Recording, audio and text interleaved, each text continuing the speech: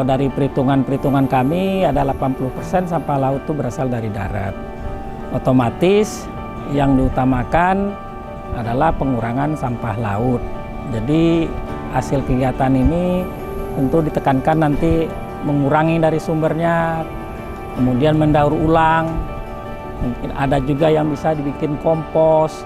Komposnya dimanfaatkan, hasil daur ulangnya berupa plastik chip itu bisa juga dimanfaatkan untuk bahan baku yang lain. Dengan demikian, daratnya bersih, sungainya bersih, lautnya bersih.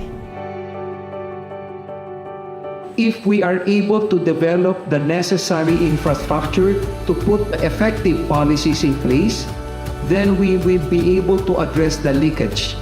The last mile would be always a challenge, but we are seeing the potential of addressing, within the 10-year program.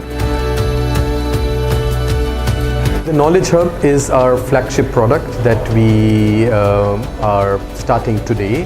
We are partnering with 3 institutions which are well-renowned institutes in this region working on plastic pollution and marine litter, namely IRIA, ICAP from NIVA and AIT. And what we do is we work with the 3 institutions and also then with ASEAN Secretariat to create a knowledge hub and hope that all the member states then benefit from the knowledge that is produced in the next couple of years.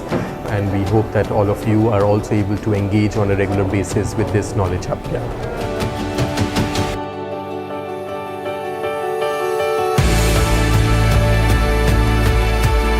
I was just frankly impressed by how much the GIZ and the 3R program project is mobilizing, stakeholders, colleagues, ASEAN countries to be part of the team to try to really synergize our efforts instead of working alone in silo.